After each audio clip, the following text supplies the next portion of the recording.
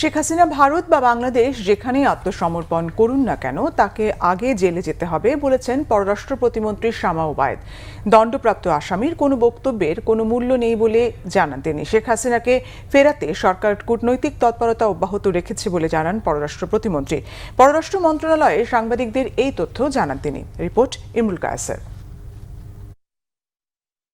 পালিয়ে ভারতে আশ্রয় নেয়া সাবেক স্বৈরাচারী প্রধানমন্ত্রী শেখ হাসিনা ডিসেম্বরের মধ্যেই দেশে ফিরবেন। সম্প্রতি নেট দুনিয়ায় তার এমন বক্তব্য ভাইরাল। এ নিয়ে সামাজিক মাধ্যমে চলছে নানা আলোচনা সমালোচনা।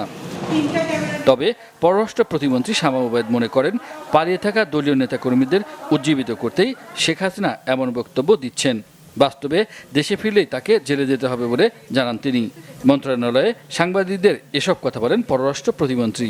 শেখ হাসিনা একজন সাজাপ্রাপ্ত আসামি।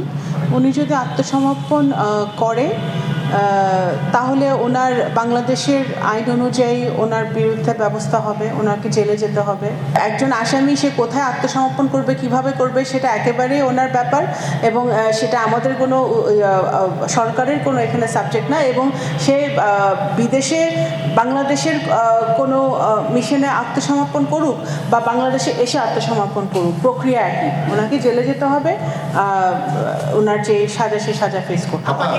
শেখ হাসিনাকে ফিরিয়ে এনে দণ্ড কার্যকর করতে সরকারি তৎপরতা অব্যাহত রয়েছে বলে জানান তিনি। সরকারের পক্ষ থেকে অলরেডি এক্সট্রাডিশন প্রক্রিয়া শুরু হয়েছে। যেভাবে যে কোনো দেশের সাথে আমাদের যেই প্রক্রিয়া আছে ডিপ্লোমেসিতে, সেই প্রক্রিয়া চলছে। সব কিছু তো স্টেটমেন্ট দিয়ে, ঘোষণা দিয়ে, আপনাদেরকে বিবৃতি দিয়ে বলার কিছু নাই। এটা ভারতের সাথে আমাদের যেই চলমান কথাবার্তা হয়, ডায়ালগ হয়, আমাদের এক্সচেঞ্জ হয়, তখন সবসময় এই সাবজেক্ট থাকে আলোচনায়। পররাষ্ট্র এবং স্বরাষ্ট্র মন্ত্রণালয় সহ যে প্রক্রিয়া চলছে, সেই প্রক্রিয়া ইতিমধ্যে চলমান আছে। শেখ হাসিনা কিভাবে আত্মসমর্পণ করবেন সেটা তার বিষয় বলে মনে করেন শামা ওবায়েদ। ইমরুল কায়েস, বাংলা ভিশন, ঢাকা।